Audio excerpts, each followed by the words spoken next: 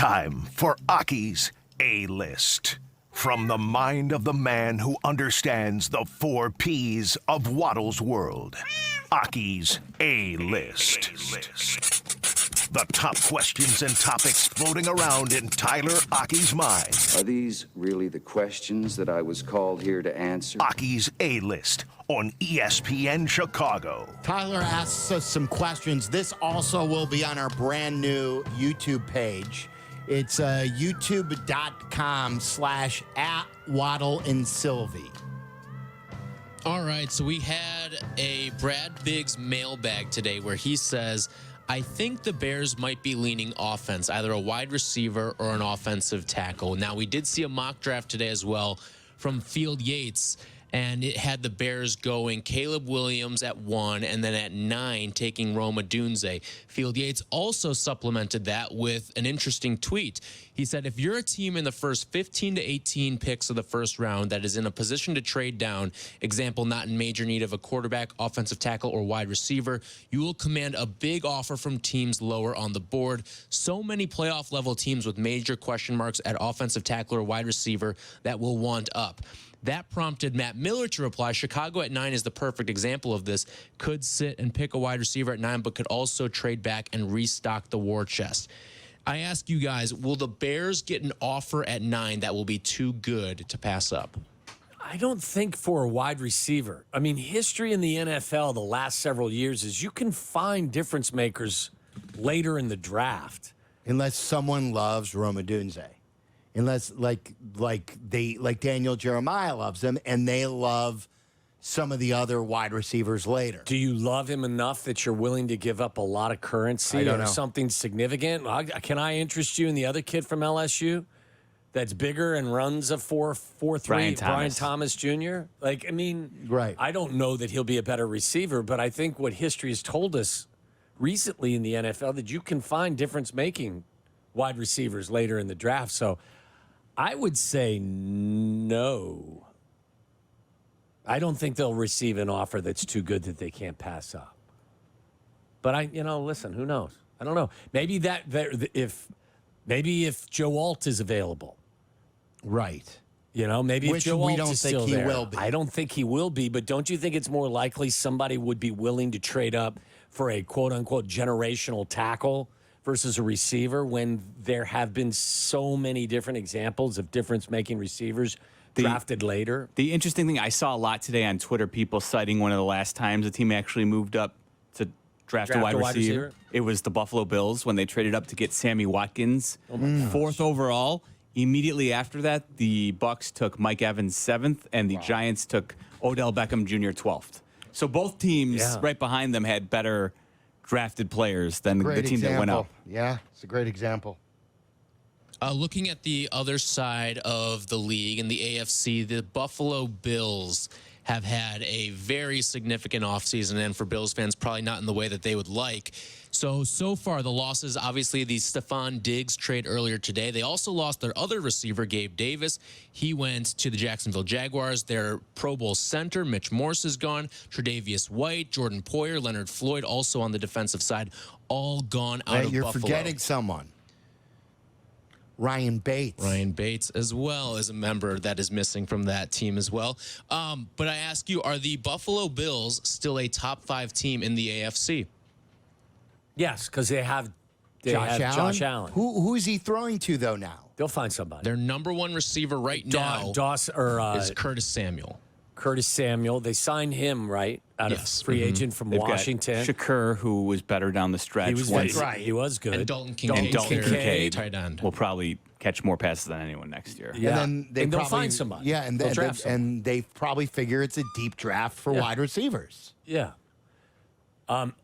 Look, will they struggle more this year because of all of the cuts they've had to make? Probably, but I think anytime you have an upper level, elite caliber type of quarterback, you got a chance. Let me go through some of the other teams in the AFC for this top 5, all right? Buffalo or Baltimore? Baltimore right now. Buffalo or Kansas City? Kansas City. Buffalo or Houston? Draw. Yeah, it's still probably Buffalo. I got to see more. Buffalo or Cincinnati? It depends on Joe Burrow's health. To me, it's Kansas City and everybody else. You throw everyone else in a hat. Like Baltimore, do I like Baltimore? Yeah. But, what have they really accomplished in the postseason in recent years? What has Buffalo accomplished in the postseason? They've gotten farther, haven't they? Haven't they gotten farther? Not really, no. They haven't gotten to the AFC Championship yet. They haven't. Okay. No, because remember, they keep losing to the Chiefs right. prior to the championship. Okay, so I put them in the same category. Like I said, I got the Chiefs here, and then I got everybody else here. Buffalo and the Jets. I take Buffalo. Yeah, me too. But again, like you put all the other, I put Kansas City here, and everybody else. It's going to be a dogfight. The Jets are either going to be they're going to have a Tampa Bay season like Brady had that one year, or they're going to be a huge bust Because they've added a bunch of veterans. It's all in or a huge bust. What about Miami? Buffalo or Miami?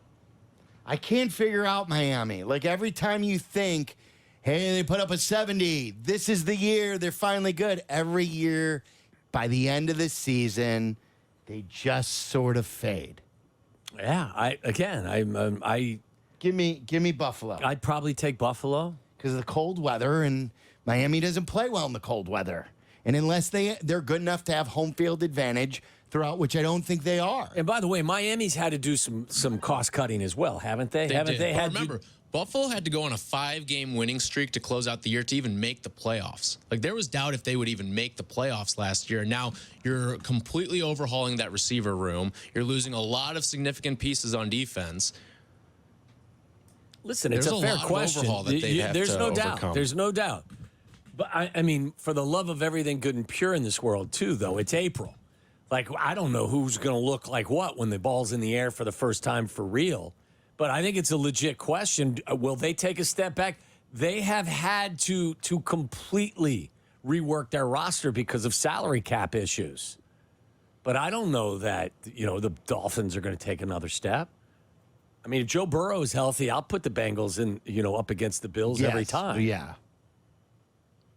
No, it's a meat grinder in the AFC. I miss watching Joe Burrow play football. Yeah, I'm with you. I feel like Cincinnati's going to be one of those almost forgotten teams because of the fact that Joe Burrow was gone. They still had a solid. They were 9-8 last year with Jake Browning. Right. That's how good that roster is. Real quick, there was a report yesterday that Bronny James is going to be entering the transfer portal after his coach at USC has left the program.